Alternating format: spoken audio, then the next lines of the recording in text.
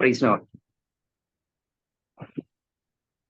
അനുഗ്രഹീത സമയത്തിനായി കർത്താവിന് സ്തോത്രം ചെയ്യുന്നു. നമുക്ക് ഒരുമിച്ച് കർത്താവിന്റെ സന്നിധിയിലായിരിക്കുവാൻ ദൈവം തന്ന കൃപകൾക്കും അവസരത്തിനുമായി കർത്താവിന് സ്തോത്രം ചെയ്യുന്നു. പ്രത്യേകിച്ച് പിന്നെയും ഒരു പ്രാവശ്യം കൂടെ റിജോയ്സ് ഫാമിലിയിൽ കർത്താവിനെ വചനത്തെ പങ്കിടുവാൻ കർത്താവ് തന്ന കൃപയ്ക്കും അവസരത്തിനുമായിട്ട് കർത്താവിന് സ്തോത്രം ചെയ്യുന്നു. പ്രത്യേകിച്ച് ഇന്ന് യോഗം ലീഡ് ചെയ്യുന്ന പ്രത്യേകിച്ച് പ്രിയ ഷായിച്ചാൻ, അതേപോലെ റിജോയ്സ് മിനിസ്ട്രിക്ക് അനുഗ്രഹീത നേതൃത്വം നൽകുന്ന പ്രിയ സണ്ണിച്ചായൻ, പ്രത്യേകിച്ച് ഞാൻ വളരെ സ്നേഹിക്കുന്ന മാതാപിതാക്കൾ, സഹോദരങ്ങൾ എല്ലാവരെയും ഓർത്ത് കർത്താവിന് സ്തോത്രം ചെയ്യുന്നു.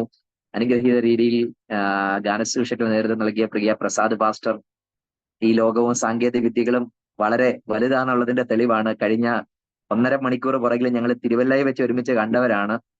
എന്നാൽ ഇപ്പോൾ അദ്ദേഹം വെണ്ണിക്കുളത്ത് നിന്നും ഞാൻ പുതുശ്ശേരിയിൽ നിന്നും ദോഹയിൽ നിങ്ങളുടെ കർത്താവിന്റെ വചനം പങ്കിടാനും ഗാനശുശ്രൂഷകൾ നേതൃത്വം നൽകാനും ഞങ്ങൾക്ക് ദൈവം തരുന്ന അവസരത്തിനായിട്ട് കർത്താവിന് സ്തോത്രം ചെയ്യുന്ന ദൈവം നമ്മെ ഒരുമിച്ച് സഹായിക്കട്ടെ, അനുഗ്രഹിക്കട്ടെ. വളരെ പ്രാർത്ഥനയോടെ ദൈവത്തിന്റെ വചനത്തിന് മുമ്പിലേക്ക് നമുക്ക് ഒരുമിച്ച് അടുത്ത് വരാം. കർത്താവ് നമ്മെ ഒരുമിച്ച് സഹായിക്കട്ടെ, അനുഗ്രഹിക്കട്ടെ. 1 തെസ്സലോനിക്ക ലേഖനത്തിന്റെ പ്രാരംഭ അധ്യായത്തിൽ നിന്നാണ് നമ്മൾ ഇന്ന് രാത്രി ചിന്തിക്കാൻ താല്പര്യപ്പെടുന്നത്.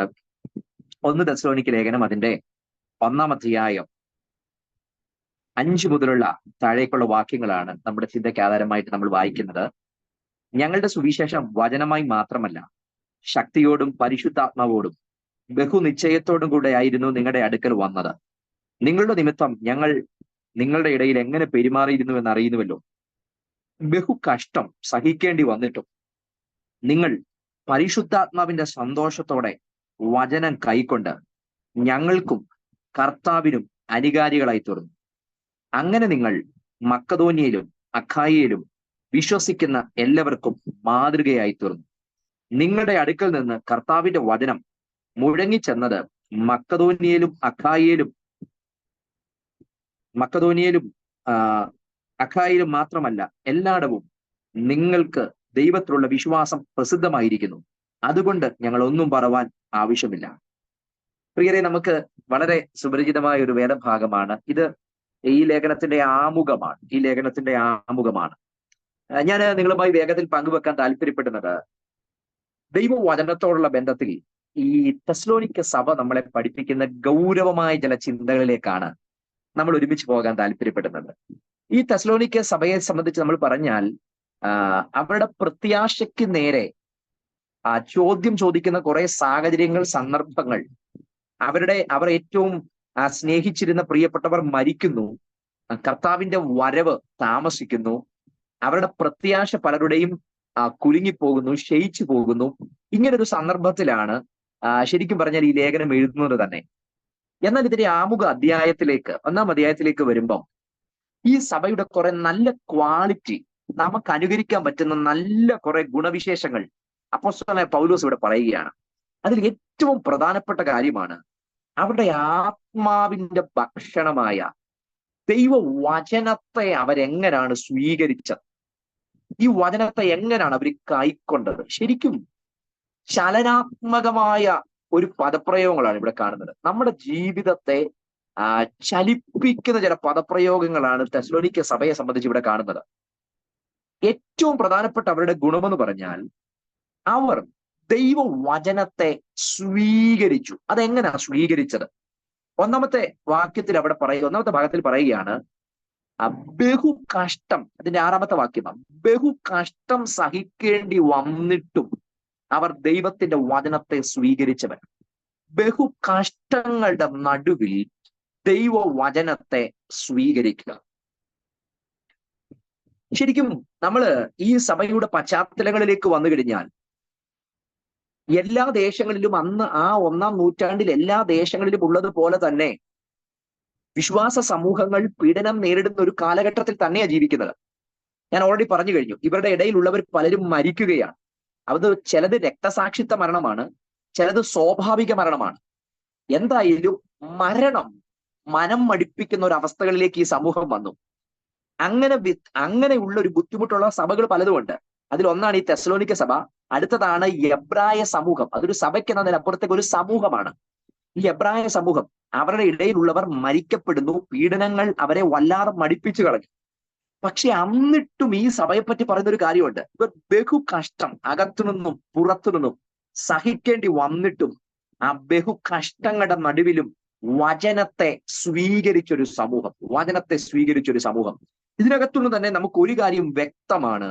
ഒരു മനുഷ്യനെ ആന്തരികമായും ബാഹ്യമായും ചലിപ്പിക്കാൻ കഴിയുന്ന ഒന്നുണ്ടെങ്കിൽ അത് ദൈവത്തിന്റെ വചനമാണ്. ദൈവത്തിന്റെ വചനത്തിന്റെ ഗൗരവകതയാണ് ഒരു മനുഷ്യനെ ഏറ്റവും ആധികാരികമായിട്ട് അവനെ ചലിപ്പിക്കുന്നത്. ഈ ലോകത്തിൽ മറ്റെന്ത് മാനദണ്ഡമുണ്ടെങ്കിലും ആ മനുഷ്യൻ നിലനിൽക്കത്തില്ല. പക്ഷേ ദൈവത്തിന്റെ വായിന്ന് പുറപ്പെടുന്ന ഒരു വാക്ക്, അത് ബഹു കഷ്ടങ്ങളുടെ നടുവിലും ആ മനുഷ്യൻ സ്വീകരിക്കുമ്പോൾ അത് മതി അവനെ പിടിച്ചു നിർത്താൻ.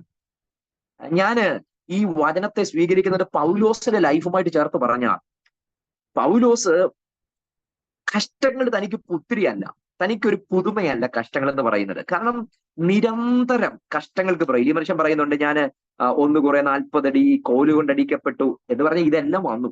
പക്ഷെ ഇവിടെ ഒന്നും പൗലോസ് ഇതൊന്നും മാറിപ്പോകാൻ പ്രാർത്ഥിച്ചിട്ടില്ല. ദൈവമേ ഇനി അടി കൊള്ളരുതെന്ന് പൗലോസ് പ്രാർത്ഥിച്ചിട്ടില്ല. ഇനി കോലുകൊണ്ട് ദണ്ഡനം കൊള്ളരുതെന്ന് പൗലോസ് പ്രാർത്ഥിച്ചിട്ടില്ല.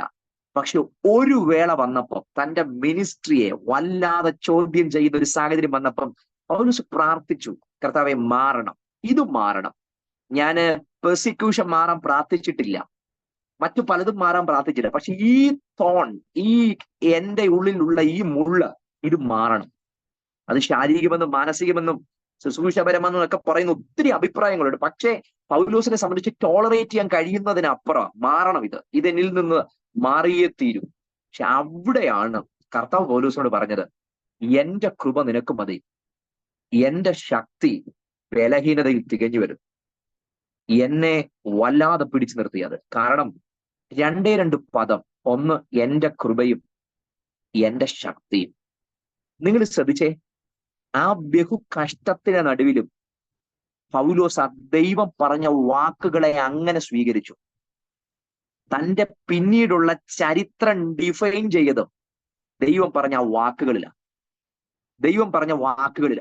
എന്ന് പറഞ്ഞാൽ ബഹു കഷ്ടങ്ങളുടെ നടുവിൽ ടോളറേറ്റ് ചെയ്യാൻ കഴിയാത്ത, സഹിക്കാൻ കഴിയാത്ത, ശുശ്രൂഷയ്ക്ക് നേരെ ചോദ്യചിഹ്നമായി നിൽക്കുന്ന, അതിജീവിക്കാൻ പാടുള്ള സാഹചര്യത്തിന്റെ നടുവിലും ദൈവത്തിന്റെ വായിന്ന് പുറപ്പെട്ട വചനത്തെ ഈ മനുഷ്യൻ സ്വീകരിച്ചപ്പോൾ തന്റെ പിന്നീടുള്ള ലൈഫ് നിർവചിച്ചത് അവൻ ആ ദൈവത്തിന്റെ വചനത്തെ സ്വീകരിച്ചതിനകത്ത്. പ്രിയരെ, നമ്മുടെ മുൻപിലും പിൻപിലും സാഹചര്യം നമുക്ക് വെല്ലുവിളിയായി നിൽക്കുമ്പോഴും ദൈവ വചനത്തെ നമ്മൾ ഗൗരവത്തോടെ ഹൃദയത്തിനകത്ത് സ്വീകരിക്കുമ്പോൾ ഞാൻ ഉറപ്പായി പറയാം, നമ്മുടെ നാളുകൾ ഡിഫൈൻ ചെയ്യാൻ പോകുന്നത് ഈ ബഹു കഷ്ടങ്ങളുടെ നടുവിൽ നമ്മൾ സ്വീകരിക്കപ്പെടുന്ന ദൈവത്തിന്റെ വചനമായിരിക്കും.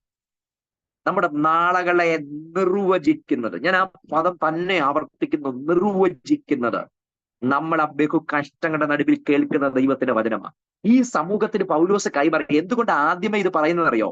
ഒന്ന്, ഇവരെ ഒന്ന് ശ്ലാഘിക്കുകയാണ്, ഇവരുടെ നല്ല പോസിറ്റീവായിട്ടുള്ള ഗുണങ്ങളെ ഒന്ന് പറയുക. എന്നിട്ടാണ് ഇവരുടെ മനസ്സ് ഇപ്പോ ഇളകിയിരിക്കുന്നത് പറഞ്ഞിട്ട് 4-ാം അധ്യായത്തിലേക്ക് വരുമ്പോൾ കർത്താവിന്റെ പുനരാഗമനത്തിന്റെ പ്രത്യാശ പറഞ്ഞു കൊടുക്കുന്നു. കർത്താവ് തൻ ഗംഭീരനാദത്തോടും പ്രധാന ദൂതന്റെ ശബ്ദത്തോടും ദൈവത്തിന്റെ കാഹളത്തോടും കൂടെ ഇതൊക്കെ പറയുന്നു. എന്നിട്ട് പറയുകയാണ്, നിങ്ങൾ ബഹു കഷ്ടങ്ങളുടെ നടുവിൽ ഈ വചനത്തെ സ്വീകരിച്ചതുപോലെ നിങ്ങളുടെ ബഹുവിധമായ ചോദ്യങ്ങളുടെ നടുവിൽ നിങ്ങൾ ഈ വചനത്തെ സ്വീകരിക്കുമ്പോൾ ഈ വചനങ്ങളെ കൊണ്ട് അന്യോന്യം ആശ്വസിപ്പിച്ചു കൊള്ളുകയും.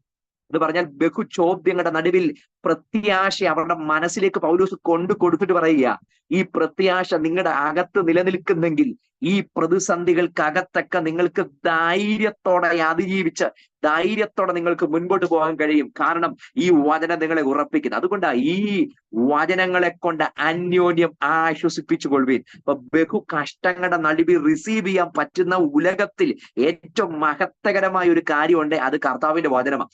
വാരിപ്പുണരാൻ പറ്റുന്ന മറ്റെല്ലാ വാക്കുകളും നിരാശപ്പെടുത്തുമ്പോഴും നെഞ്ചു തുറന്ന് ഏറ്റെടുക്കാൻ പറ്റുന്ന ഒന്നുണ്ടെങ്കിൽ അത് ഈ വചനമാണ്.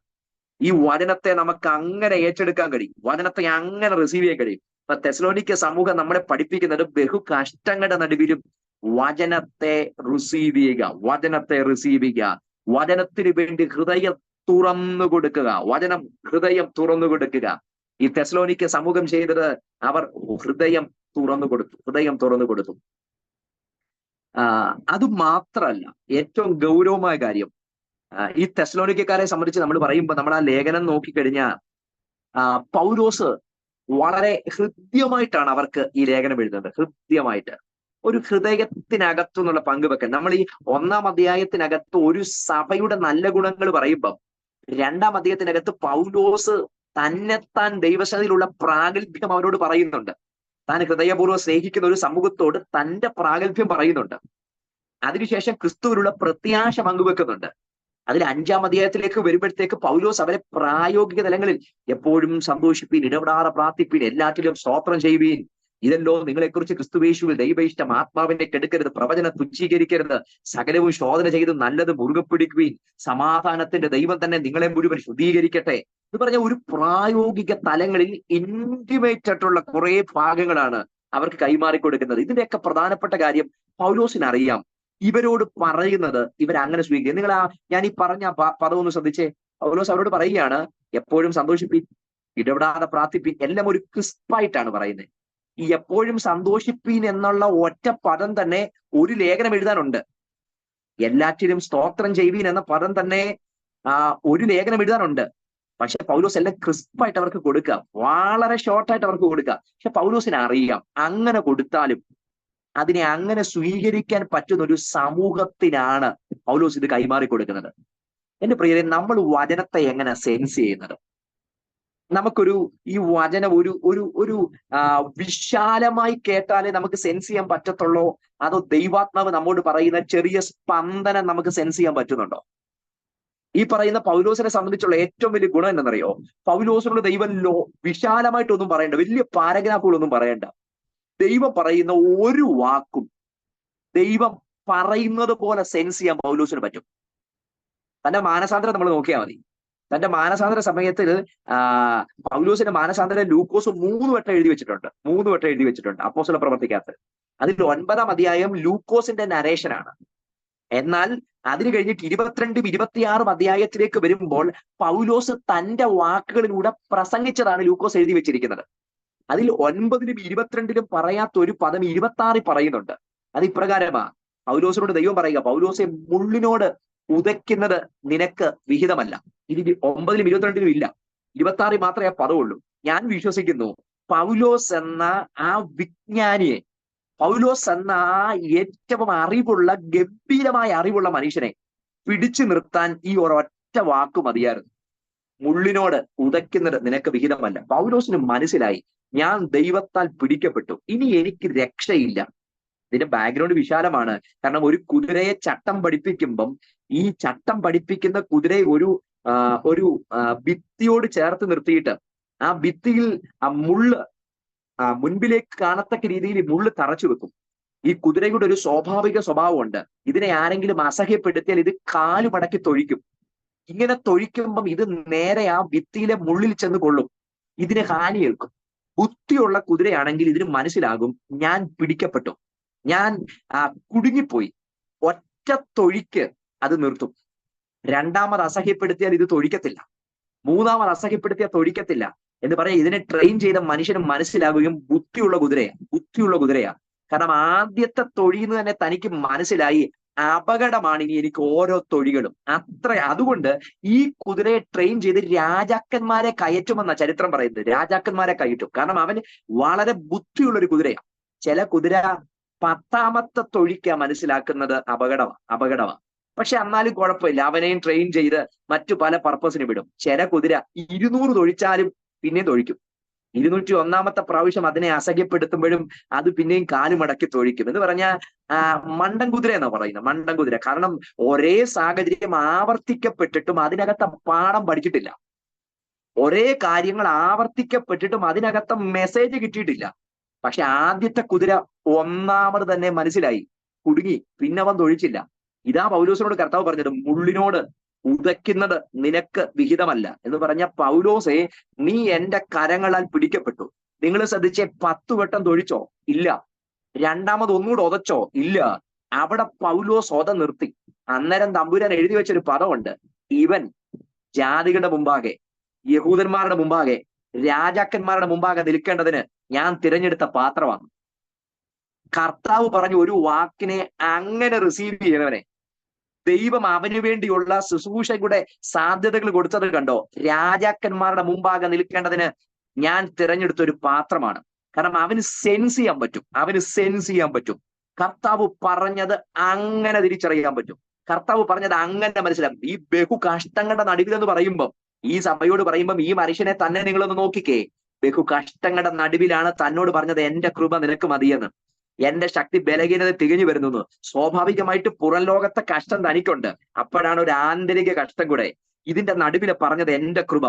ഒറ്റ വാക്കും മനസ്സിലായി, ഒറ്റ വാക്ക് താൻ സെൻസ് ചെയ്തു. അവിടെ പൗലോസ് പറയുന്നു, അത് മതി, എന്റെ പിൽക്കാലത്തെ ഡിഫൈൻ ചെയ്യാൻ ദൈവം എനിക്ക് തരുന്ന ഈ കൃപ മതിയെന്ന്. കൃപ മതിയെന്ന് എന്റെ പ്രിയരെ മാറിപ്പോയിട്ടൊന്നുമില്ല, മാറിപ്പോയിട്ടൊന്നുമില്ല. ശൂലം അപ്പോഴും കിടക്കുക, ഇത് വഹിച്ചോണ്ടാ നടക്കുന്നേ. പക്ഷെ കർത്താവ് പറഞ്ഞതിനെ അങ്ങനെ അങ്ങോട്ട് ബഹു കഷ്ടങ്ങളുടെ നടുവിൽ ഏറ്റെടുത്തപ്പം ഏതെങ്കിലും കാര്യത്തിൽ പൗലോസിനെ മാറ്റി നിർത്തേണ്ടി വന്നോ? എവിടെങ്കിലും പൗലോസിനെ അല്ലെങ്കിൽ മാറ്റിയിടേണ്ടി വന്നോ? ഒരിടത്തും മാറ്റിയിട്ടില്ല. ഏതൊക്കെ കർത്തവ്യങ്ങൾ പൗലോസിനെ ദൈവം ഏൽപ്പിച്ചോ അത് മുഴുവൻ പൗലോസ് ചെയ്തിട്ടുണ്ട്.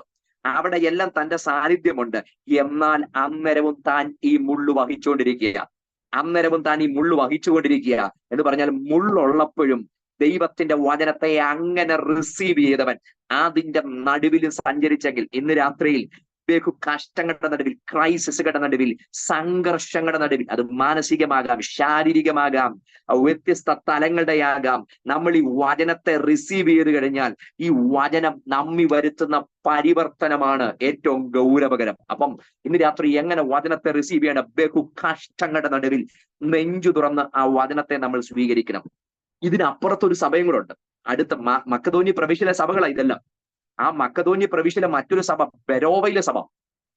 അവിടെ പറയുന്നൊരു പദമുണ്ട്, അവര് തെസ്സലോനിക്കയിൽ ഉള്ളവരെക്കാൾ അത്യുത്തമനും.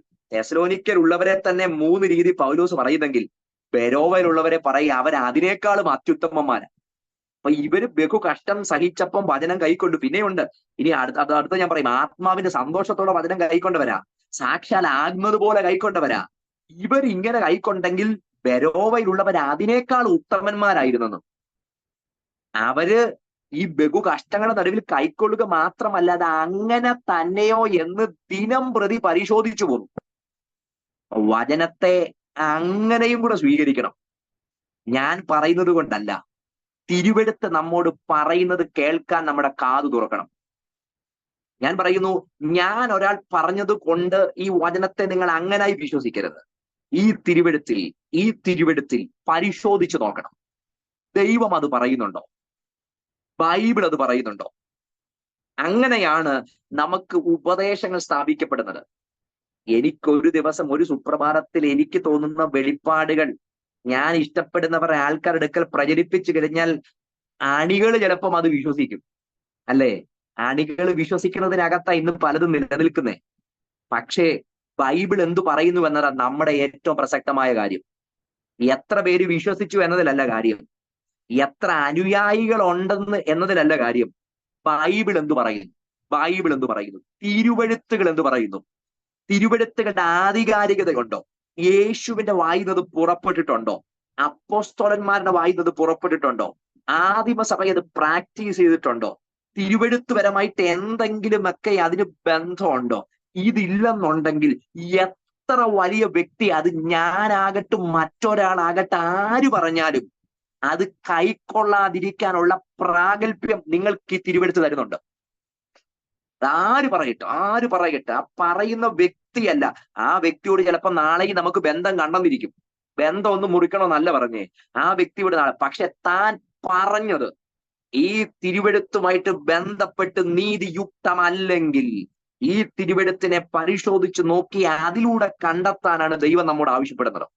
അങ്ങനെയെങ്കിൽ ബെരോവയിലുള്ളവരുടെ ഉത്തമന്മാരായിരുന്നു എന്ന് പറഞ്ഞതിനർത്ഥം അവർ തിരുവെഴുത്തിനകത്ത് നോക്കി അങ്ങനെ തന്നെയോ എന്ന് അവരതിനെ കണ്ടെത്തി. ഞാൻ മനസ്സിലാക്കുന്നത് കണ്ടെത്തി ഭക്ഷിക്കേണ്ടതാണ് ഈ ദൈവത്തിന്റെ വചനം. ഇതിനെ നമ്മൾ കണ്ടെത്തി ഭക്ഷിക്കേണ്ടതാണ്. ഇതിനപ്പുറത്തോട്ട് ഏറ്റവും ആഴമായി ഇത് ലഭിക്കുന്ന മറ്റൊരിടമില്ല. നമ്മൾ പറയാറുണ്ട്, അല്പബുദ്ധിയെ ജ്ഞാനിയാക്കുന്നതാണ് ഈ ദൈവത്തിന്റെ വചനം. അത്രയ്ക്ക് ഗൗരവകരമാണ്. ഇതിനെ കണ്ടെത്തി ഭക്ഷിച്ച ഒരു വ്യക്തിയും ആശയറ്റവരായി പോയിട്ടില്ല. അപ്പം ഞാൻ ആ പ്രധാന ഭാഗത്തേക്ക് വരിക. അപ്പം തെസ്സലോനിക്കക്കാർ എങ്ങനെ ഇതിനെ സ്വീകരിച്ചത്? ബഹു കഷ്ടങ്ങളുടെ നടുവിൽ. അടുത്തൊരു പദം അവിടെ തന്നെ കാണുകയാണ്. ഇവര് പരിശുദ്ധാത്മാവിന്റെ സന്തോഷത്തോടെയാണ് ഈ വചനത്തെ എന്ത് ചെയ്ത് സ്വീകരിച്ചത്. അപ്പൊ ഒന്നാമത്തെ കാര്യം, ബഹു കഷ്ടങ്ങളുടെ നടുവിൽ സ്വീകരിച്ചു. 2, പരിശുദ്ധാത്മാവിന്റെ സന്തോഷത്തോടാണ് അവർ ഈ വചനത്തെ സ്വീകരിച്ചത്. ശരിക്കും ആത്മാവുള്ളതിന്റെ ഒരു തെളിവാണ് സന്തോഷം. ഇവർ ഈ വചനത്തെ സ്വീകരിച്ചത് എങ്ങനെയാ? ബഹു കഷ്ടങ്ങളുടെ നടുവിലാണ്. അപ്പൊ ബഹു കഷ്ടമുള്ളവന്റെ മുഖത്ത് എന്തു വരാൻ സാധ്യതയില്ല? സന്തോഷം വരാൻ സാധ്യതയില്ല. പക്ഷേ പരിശുദ്ധാത്മാവ് അകത്തുള്ളവൻ ബഹു കഷ്ടങ്ങളുടെ നടുവിൽ ഈ വചനത്തെ റിസീവ് ചെയ്തപ്പം എഴുതി വെച്ചിരിക്കുന്നത്, അവൻ റിസീവ് ചെയ്തത് പരിശുദ്ധാത്മാവിന്റെ സന്തോഷത്താലാണ് ഈ വചനത്തെ സ്വീകരിച്ചത്. ആത്മാവ് നമ്മുടെ അകത്തുണ്ടെങ്കിൽ അതിന്റെ ഏറ്റവും വലിയ ഗുണം, അതിന്റെ പ്രതിഫലനം നമ്മുടെ മുഖത്ത് കാണാം, നമ്മുടെ ജീവിതത്തിൽ കാണാം. നമ്മുടെ ജീവിതത്തിൽ കാണാം. ആത്മാവിന്റെ ഫലങ്ങൾ എന്ന് പറഞ്ഞ് ഗലാത്യ ലേഖനം പഠിപ്പിക്കുന്നതിനകത്തുള്ള ഗൗരവ പ്രാധാന്യമുള്ള കാര്യമാണ് സന്തോഷം. സ്നേഹം, സന്തോഷം, സമാധാനം, ദീർഘക്ഷമ, ദയ, പരോപകാരം, വിശ്വസ്തത, സൗമ്യത, ഇന്ദ്രിജയം. അവിടെ സന്തോഷം പ്രധാനമാണ്. എന്ന് പറഞ്ഞാൽ ഇവരെങ്ങനെ സ്വീകരിച്ചത്? ബഹു കഷ്ടങ്ങളുടെ നടുവിലും പരിശുദ്ധാത്മാവിന്റെ സന്തോഷത്തോടെ. വചനം കേൾക്കുമ്പോൾ മുഖം കറത്തല്ല സ്വീകരിച്ചത്, വചനം കേട്ടപ്പോ സന്തോഷത്തോടെ സ്വീകരിച്ചത്. അതിന്റെ മൂലഭാഷയിൽ ഞാൻ അതിനെ മനസ്സിലാക്കിയ ഒരു കാര്യം, ഈ വചനത്തെ അവർ സ്വീകരിച്ചത് എങ്ങനെയെന്നറിയോ? അത് സന്തോഷത്തോടെ സ്വീകരിക്കുകയും ആ സന്തോഷം പങ്കുവെക്കുകയും ചെയ്തു. എന്ന് പറഞ്ഞാൽ വചനത്തിന്റെ സന്തോഷം അവർ പങ്കുവെച്ചു. നിലനിൽക്കുന്ന ഒരു സന്തോഷം, നിലനിൽക്കുന്ന ഒരു ജോയ് അവരുടെ അകത്തുണ്ടായിരുന്നു. പ്രിയരെ, നമ്മെപ്പറ്റി ദൈവം ആഗ്രഹിക്കുന്നത് വചനം നമ്മുടെ അകത്തേക്ക് വരുമ്പോൾ നമ്മുടെ ജീവിതമാകമാനം ഒരു സന്തോഷത്തിന്റെ അനുഭവത്തിലേക്ക് കൊണ്ടുവരുന്നതാണ് ദൈവത്തിന്റെ വചനം. മറ്റൊന്നിനും ഇതിന് കഴിയത്തില്ല. മനോരമ വായിച്ചാൽ കിട്ടത്തില്ല. എന്റെ സത്യാന്വേഷണ പരിവേഷണങ്ങൾ, മഹാത്മാഗാന്ധിയുടെ ആത്മകഥ വായിച്ചാൽ കിട്ടത്തില്ല. അഗ്നിച്ചിറക് വായിച്ചാൽ കിട്ടത്തില്ല. ലോകത്തിലെ ഒരു പുസ്തകം വായിച്ചാലും ഈ പരിശുദ്ധാത്മാവിന്റെ സന്തോഷത്തോടെ എന്ത് ചെയ്യത്തില്ല, ഇൻസ്പയർ ചെയ്യും. അബ്ദുൽ കലാമിന്റെ ഒക്കെ ബുക്ക് വായിച്ചു കഴിഞ്ഞാൽ ചിലപ്പോൾ ജീവിതത്തെ പറ്റി ഒരു കാഴ്ചപ്പാടില്ലാത്തവന് സ്വപ്നം കണ്ടെന്ന് വരും. കാരണം അദ്ദേഹം ആവർത്തിച്ച് പറയുന്ന പദമാണ് സ്വപ്നം കാണുക. സ്വപ്നമൊക്കെ കണ്ടെന്ന് വരും. ചിലപ്പം ആള് ഒത്തിരി കാര്യങ്ങൾ വെട്ടിപ്പിടിച്ചെന്നും വരും.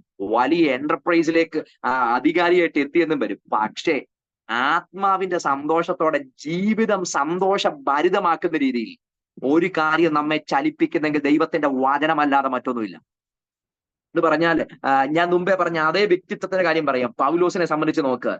നിങ്ങൾ തിരുവെടുത്തിന്റെ ഒരു വാക്യം ഞാൻ നിങ്ങളെ വായിച്ചു കേൾപ്പിക്കാം. 2 കൊരിന്ത്യർ ലേഖനം അതിന്റെ 12-ാമത്തെ അധ്യായത്തിലേക്ക് വരുമ്പം, ആ 12-ാം അധ്യായത്തിൽ വരുമ്പോൾ അവിടെ ഒരു പദമുണ്ട്. നമ്മള് പൗലോസോടെ എന്റെ കൃപ നിനക്ക് മതി എന്നൊക്കെ പറഞ്ഞ് കർത്താവ് പറയുന്നതിന്റെ തൊട്ടടുത്ത വാക്യം, 10-ാമത്തെ വാക്യം, അതുകൊണ്ട് ഞാൻ ക്രിസ്തുവിന് വേണ്ടി ബലഹീനത, കയ്യേറ്റം, ബുദ്ധിമുട്ട്, ഉപദ്രവം, ഞെരുക്കം എന്നിവ സഹിപ്പാൻ ഇഷ്ടപ്പെടുന്നു. നിങ്ങൾ ആ പദം കേട്ടോ? അദ്ദേഹം പറയുന്നത് ഞാൻ അതിനകത്ത് സന്തോഷിക്കുന്നെന്ന്, ഇഷ്ടപ്പെടുന്നെന്ന്. തൊട്ട് മുമ്പിലത്തെ വാക്യം എന്തായിരുന്നു? 9-ാമത്തെ വാക്യം എന്താ താൻ പറഞ്ഞത്? 8-ാമത്തെ വാക്യം എന്താ പറഞ്ഞത്? അത് എന്നെ വിട്ടു നീങ്ങേണ്ടതിന് ഞാൻ 3 വട്ടം കർത്താവിനോട് എന്ത് ചെയ്തു? അപേക്ഷിച്ചു. തൊട്ട് താഴെ കർത്താവ് പറഞ്ഞ് എന്റെ കൃപയും എന്റെ ശക്തിയും ഞാൻ നിനക്ക് തരും. പുള്ളി പറയുകയാണ്, ആദ്യം എനിക്ക് മനസ്സിലായതുകൊണ്ട്, അതുകൊണ്ട് ഞാൻ ക്രിസ്തുവിന് വേണ്ടി ബലഹീനത, കയ്യേറ്റം, ബുദ്ധിമുട്ട്, ഉപദ്രവം, ഞെരുക്കം എന്നിവ സഹിപ്പാൻ ഇഷ്ടപ്പെടുന്നു. അടുത്ത പദം, ബലഹീനനായിരിക്കുമ്പോൾ തന്നെ ഞാൻ ശക്തനാകുന്നു. ഈ സന്തോഷം എവിടുന്ന് വന്നു? ഈ സന്തോഷം തരാൻ ലോകത്തിൽ ഒരു മാധ്യമം കാണിക്കാൻ പറ്റുമോ? ഈ സന്തോഷം തരാൻ ലോകത്തിലെ ഏതെങ്കിലും ഒരു മോട്ടിവേഷൻ സ്പീക്കേഴ്സിന് കഴിയുമോ? ഏതെങ്കിലും ഒരു മോട്ടിവേഷൻ സ്പീക്കേഴ്സിന്? നിങ്ങൾ എത്ര പേര് ശ്രദ്ധിച്ചെന്ന് അറിയത്തില്ല, കേരളത്തിൽ പ്രത്യേകിച്ച് നമ്മുടെ വാർത്താ മാധ്യമങ്ങളിലൊക്കെ ഈ മോട്ടിവേഷൻ സ്പീക്കേഴ്സിന്റെ 1-2 സംഭവങ്ങൾ ഈ കഴിഞ്ഞ ആഴ്ചകളിലൊക്കെ നമ്മൾ ശ്രദ്ധിച്ചതാണ്. വലിയ ബിസിനസ് സമൂഹത്തിലുള്ള ആൾക്കാരെ നോക്കിയിട്ട് ഒരു മോട്ടിവേഷൻ സ്പീക്കർ അവരെ ചീത്ത വിളിക്കുന്നതും ഇവർ അദ്ദേഹത്തെ കൂകി വിളിക്കുന്നതും പറഞ്ഞു വിടുന്നതൊക്കെ നമ്മൾ കണ്ടതാണ്. ഈ മോട്ടിവേഷൻ സ്പീക്കേഴ്സ് എടുക്ക പോകുന്നത് അവരുടെ ബിസിനസ് മേഖല ഒരു പുതിയ ഊർജം കിട്ടുക, അല്ലെങ്കിൽ അവരൊന്ന് മോട്ടിവേറ്റ് ചെയ്യപ്പെടുക. പക്ഷെ ഇങ്ങനെ മോട്ടിവേറ്റ് ചെയ്യാൻ കഴിയുമോ? ഇങ്ങനെ മോട്ടിവേറ്റ് ചെയ്യാൻ കഴിയും? മാറണോന്ന് പറഞ്ഞൊരു വിഷയം മാറിയിട്ടില്ല, അത് ഇപ്പോഴും നിലനിൽക്കുക. അതിനകത്തുനിന്ന് പുറത്തു വരണമെന്ന് ആഗ്രഹിച്ച് അതല്ലാതെ കഴിയത്തില്ലെന്ന് കൊണ്ടാ 3 വട്ടം പ്രാർത്ഥിച്ചത്, എന്നിട്ടും ഇത് മാറിയിട്ടില്ല. പക്ഷെ അത് കിടക്കുമ്പോ ദൈവം ശക്തിയും കൃപയും കൊടുക്കാൻ പറഞ്ഞപ്പം അതല്ല, അതിന്റെ കൂട്ടത്തിൽ ആഡോൺ ചെയ്യപ്പെട്ട് ബലഹീനത വന്നോട്ട്, കയ്യേറ്റം വന്നോട്ട്, ബുദ്ധിമുട്ട് വരട്ടെ, ഉപദ്രവം വരട്ടെ, ഞെരുക്കം വരട്ടെ, അത് വന്നാലും ഞാൻ സന്തോഷിക്കുന്നെന്ന്. കാരണം ബലഹീനനായിരിക്കുമ്പോൾ തന്നെ ഞാൻ ശക്തനാകുന്നു. ഈ ഒരു സന്തോഷമാണ് തിരുവെടുത്തിന്റെ ആധികാരികതയിൽ നമ്മുടെ അകത്ത് ലഭിക്കുന്നത്. ഇത് തരാൻ ലോകത്തിന്റെ ഒരിടത്തും കഴിയത്തില്ല. അതുകൊണ്ടാണ് ഈ തിരുവെടുത്ത് ഇത്രയും കാലികമായിട്ട് ഇത് മനുഷ്യനോട് ഇടപെടുന്നത്. ശാസ്ത്രമാണ് എല്ലാമെന്ന് പറയുമ്പം ഈ ശാസ്ത്രത്തിന് എന്താ ഇത് നമ്മുടെ അകത്ത് തരാൻ കഴിയാത്തത്? എല്ലാം പറയുന്നത് ലോകത്തിലെ ഏറ്റവും അപ്ഡേറ്റഡ് ആയിട്ടുള്ള സയൻസ് ആണെന്ന് പറഞ്ഞ് അതിനകത്ത് വിശ്വസിക്കുന്ന ആൾക്കാരുണ്ട്. എന്തുകൊണ്ട് ഈ സയൻസിന് ഇത് നമ്മുടെ അകത്ത് തരാൻ കഴിയാത്തത്? കോവിഡ് കാലത്ത് കോവിഡിന്റെ ഭീതി വന്നപ്പം, വാക്സിൻ വന്നപ്പോ എല്ലാവർക്കും ഭയങ്കര സന്തോഷമായിരുന്നു വാക്സിൻ വന്നപ്പോ. പക്ഷെ ഇപ്പൊ ഇന്ത്യയിലെടുത്ത 2 വാക്സിന്റെയും ഗതി 3 ആഴ്ച മുമ്പേ നമ്മൾ കേട്ടതാണ്. ഈ വാക്സിൻ എടുത്ത 3-ൽ-1-ക്കും 50% ആൾക്കാർക്കും അതിന്റെ പ്രത്യാഘാതങ്ങളുണ്ട്. ഈ വാക്സിൻ എടുത്തതിന്റെ പേരിൽ എന്റെ ഏറ്റവും അടുത്ത റിലേറ്റീവ് 2 പേര് ലോകത്ത് നിന്ന് മാറ്റപ്പെട്ടതാണ്. 2 പേര്. അതിന്റെ തൊട്ട് പിറ്റേ ദിവസങ്ങളിലായിട്ട് 2 പേര് ലോകത്ത് നിന്ന് മാറ്റപ്പെട്ടതാണ്. ഇതിന്റെ 3-ാമത്തെ വാക്സിൻ എടുത്തതിന്റെ ചില ആഴ്ചകൾക്ക് ശേഷമാണ് എന്റെ പിതാവ് സ്ട്രോക്ക് വന്ന് കിടന്നത്. അപ്പൊ ഞാൻ പറഞ്ഞ ഞങ്ങളുടെ കുടുംബത്തിനകത്ത് തന്നെ ഇതിന് പ്രത്യാഘാതം വന്ന കുറെ പേരെ ഞാൻ കണ്ടിട്ടുണ്ട്. ഞാൻ പറഞ്ഞത് ഏറ്റവും അപ്ഡേറ്റഡ് ആണെന്ന് പറയുന്ന ഇത് അടുത്തൊരു തരംഗം വന്നാൽ ഈ വാക്സിൻ ഉൾപ്പെടെ ചണ്ടിക്കൂമ്പാരത്തിലാണ്. എന്ന് പറഞ്ഞ കോവിഡിന് ഈ അടുത്തൊരു തരംഗം ഉണ്ടെങ്കിൽ വാലിഡ് അല്ല ഈ എടുത്ത വാക്സിൻ പോലും. ഞാൻ പറഞ്ഞത് അവര് പറഞ്ഞ, പക്ഷേ അന്ന് 2000 വർഷങ്ങൾക്ക് മുമ്പേ പൗലോസ് പറയുകയാണ്, ക്രിസ്തുവിന്റെ ശക്തി എന്റെ മേൽ ആവസിക്കുന്നത് കൊണ്ട് എന്റെ ബലഹീനതയിൽ ഞാൻ പ്രശംസിക്കും, ഞാൻ സന്തോഷിക്കും. വാലിഡ 2024-ലും നമ്മൾ അനുഭവിക്കുക, എക്സ്പീരിയൻസ് ചെയ്യുക, ജീവിതം കൊണ്ട് എക്സ്പീരിയൻസ് ചെയ്യുക. എത്ര കാലം കഴിഞ്ഞത് ആർക്കാ ഇതിനെ കണ്ണിക്കാൻ പറ്റരുത്? ഇതാ ക്രിസ്ത്യാനിത്വത്തിന്റെ തനിമയെന്ന് പറയുന്നത്, ഇതാ ക്രിസ്ത്യാനിത്വത്തിന്റെ മഹിമ എന്ന് പറയുന്നത്. എന്ന് പറഞ്ഞാൽ നമുക്ക് ഇതിനെ ചാലഞ്ച് ചെയ്ത് ലോകത്തോട് പറയാൻ പറ്റും, അനുഭവിക്കുന്നു, കേൾക്കുന്നു എന്നല്ല, അനുഭവിക്കുന്നു. നമ്മൾ ബലഹീനരായിരിക്കുമ്പോൾ, നമ്മൾ തകർന്നിരിക്കുമ്പോൾ, അതിന്റെ നടുവിൽ ഈ വചനത്തെ നമ്മൾ ഉള്ളിലോട്ട് സന്തോഷത്തോടെ സ്വീകരിക്കുമ്പോൾ, ഈ പരിശുദ്ധാത്മാവ് നമ്മുടെ അകത്ത് പരിവർത്തിക്കുമ്പോൾ അതിന്റെ സന്തോഷം നമ്മിന് പുറത്തു വരും. ലോകം അത് കാണും, ലോകം അത് തിരിച്ചറിയും. ആർക്കാ ഇതിനെ ബ്രേക്ക് ചെയ്യാൻ പറ്റുന്നത്? ആർക്കാ ഇതിനെ ചാലഞ്ച് ചെയ്യാൻ പറ്റുന്നത്? ഹല്ലേലൂയ. അപ്പം എങ്ങനെയാണ് ഈ വചനത്തെ സ്വീകരിച്ചത്? പരിശുദ്ധാത്മാവിന്റെ സന്തോഷത്തോടെ. അപ്പൊ അതുകൊണ്ട് പൗലോസ് പറയുന്നത്, ഇതെല്ലാം വന്നെങ്കിലും ഞാൻ ബലഹീനനായിരിക്കുമ്പോഴും ശക്തനാകും. സന്തോഷം കുറഞ്ഞിട്ടില്ല. പരിശുദ്ധാത്മാവിന്റെ സന്തോഷത്തോടെ ഈ വചനത്തെ എന്ത് കൈക്കൊണ്ടു. ഇപ്പൊ തെസ്സലോനിക്കക്കാരുടെ 2 കാര്യം: 1, അവർ ബഹു കഷ്ടങ്ങളുടെ നടുവിൽ വചനത്തെ സ്വീകരിച്ചു. 2, പരിശുദ്ധാത്മാവിന്റെ സന്തോഷത്തോടെ വചനത്തെ സ്വീകരിച്ചു. ഞാൻ 3-ാമത്തെ കാര്യത്തിലേക്ക് വേഗം വരിക. 3-ാമത്തെ കാര്യത്തിലേക്ക് നമ്മൾ ഈ തെസ്സലോനിക്കക്കാരുടെ ഏറ്റവും വലിയൊരു പ്രത്യേകത അതിന്റെ 2-ാം അധ്യായം എടുത്തു കഴിഞ്ഞാൽ അതിന്റെ 13-ാമത്തെ വാക്യം, 2:13 ഇപ്രകാരം: ഞങ്ങൾ പ്രസംഗിച്ച ദൈവവചനം നിങ്ങൾ കേട്ടു. അടുത്ത പദം, മനുഷ്യന്റെ വചനമായിട്ടല്ല, സാക്ഷാൽ ആകുന്നത് പോലെ ദൈവവചനമായിട്ട് തന്നെ കൈക്കൊണ്ടതിനാൽ ഞങ്ങൾ ദൈവത്തെ ഇടപെടാതെ സ്തുതിക്കുന്നു. അപ്പൊ ഇവരെ പറ്റി പൗലോസ് പറയുന്ന ഒരു കാര്യമുണ്ട്. ഇവർ ബഹു കഷ്ടങ്ങളുടെ നടുവിൽ വചനം കൈക്കൊണ്ടു, പരിശുദ്ധാത്മാവിന്റെ സന്തോഷത്തോടെ വചനം കൈക്കൊണ്ടു. അടുത്ത 3-ാമത്തെ ഭാഗം, സാക്ഷാലാകുന്നത് പോലെ ദൈവത്തിന്റെ വചനമായിട്ട് അവർ കൈക്കൊണ്ടു. ഗൗരവമായൊരു പദമാണ് അത്. അവിടെ ആ വാക്യം എഴുതി വെച്ചിരിക്കുന്നത് നിങ്ങൾ മനുഷ്യന്റെ വചനമായിട്ടല്ല. അപ്പൊ ഒരു കൂട്ടമുണ്ട്, അവരെന്ത് കേട്ടാലും ആരുടെ വചനമായിട്ടാ കേൾക്കുന്നേ? മനുഷ്യന്റെ വചനമായിട്ട്. മനുഷ്യൻ പറയുന്ന പോലെ കേൾക്കും. പക്ഷെ തെസ്സലോനിക്കരെ, നിങ്ങൾ കേട്ടത് മനുഷ്യന്റെ വചനമായിട്ടല്ല, സാക്ഷാലാകുന്നത് പോലെ ദൈവത്തിന്റെ വചനമായിട്ട്. ഗലാത്യ സഭയ്ക്ക് പൗലോസ് ലേഖനം എഴുതുമ്പോൾ അവിടെ പറയുന്ന ഒരു പദമുണ്ട്, നിങ്ങൾ ഒരു കാലത്ത് വചനം കേട്ടത് എങ്ങനായിരുന്നു? ദൈവത്തിൽ നിന്ന് കേൾക്കുന്നത് പോലെ, ദൈവദൂതൻ വന്ന് സംസാരിക്കുന്നത് പോലെ. അങ്ങനെ നിങ്ങൾ ദൈവത്തിന്റെ വചനം കേട്ടത്. എന്ന് പറഞ്ഞാൽ ദൈവദൂതൻ വന്ന് വചനം പങ്കിടുമ്പോൾ ദൈവദൂതൻ വന്ന് പറയുന്നത് പോലാണ് ഈ വചനം എന്ത് ചെയ്ത് വ്യത്യാസമുണ്ടോ ഞാൻ ഈ സൂമിൽ നിങ്ങളോട് പറയുന്നതും ഒരു പെട്ടെന്ന് ഒരു ദൈവദൂതൻ വന്ന് ഒരു ദൈവ തേജസ് ഇറങ്ങി വന്ന് നിങ്ങളോട് ഒരു കാര്യം പറഞ്ഞാൽ വിശ്വസിക്കുമോ? വിശ്വസിക്കും. നമ്മൾ കുറേയും കൂടെ എന്ത് ചെയ്യും? കുറേയും കൂടെ വിശ്വസിക്കാൻ സാധ്യതയുണ്ട്. പക്ഷെ ഇങ്ങനായിരുന്നു ഈ ഗലാത്യ സഭക്കാർ ഒരിക്കൽ വചനം കേട്ടത്. എന്ന് പറഞ്ഞാൽ അവരുടെ മുമ്പിൽ വരുന്ന വചനം സാക്ഷാൽ ദൈവം പറയുന്നത് പോലെ അവരങ്ങ് കേട്ടു. ദൈവദൂതൻ പറയുന്നത് പോലെ കേട്ടു. പക്ഷെ കാലം കഴിഞ്ഞപ്പം അവർക്ക് അങ്ങനെ കേൾക്കാൻ കഴിയുന്നില്ല. പക്ഷെ ഈ തെസ്സലോനിക്ക സഭയോട് പറയുക, നിങ്ങൾ കേട്ടത് മനുഷ്യരുടെ വചനമായിട്ടല്ല. അപ്പൊ മനുഷ്യരുടെ വചനമായി കേൾക്കുന്നവരുണ്ട്. പക്ഷെ നിങ്ങൾ കേട്ടത് സാക്ഷാൽ ആകുന്നത് പോലെ ദൈവവചനമായി. ആ പദം കേട്ടോ, സാക്ഷാൽ ആകുന്നത് പോലെ. ഞാനാകുന്നവൻ ഞാനാകുന്നു.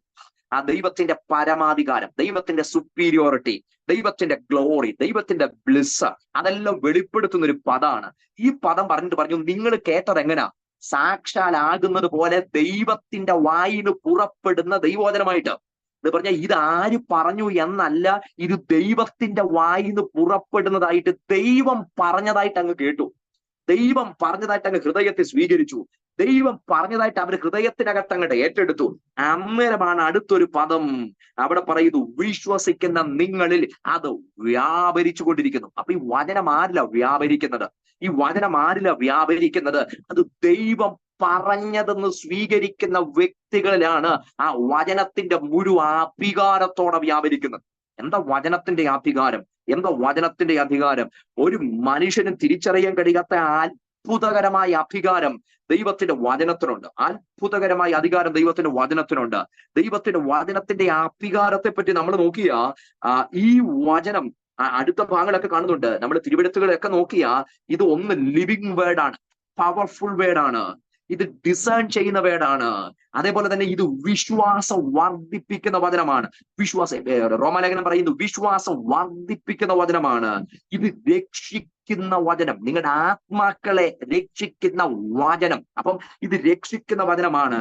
ഒരുവനെ മാനസാന്തരത്തിലേക്ക് നയിക്കുന്ന വചനമാണ്. ഒരുവന് അനുതാപം നൽകുന്ന വചനമാണ്.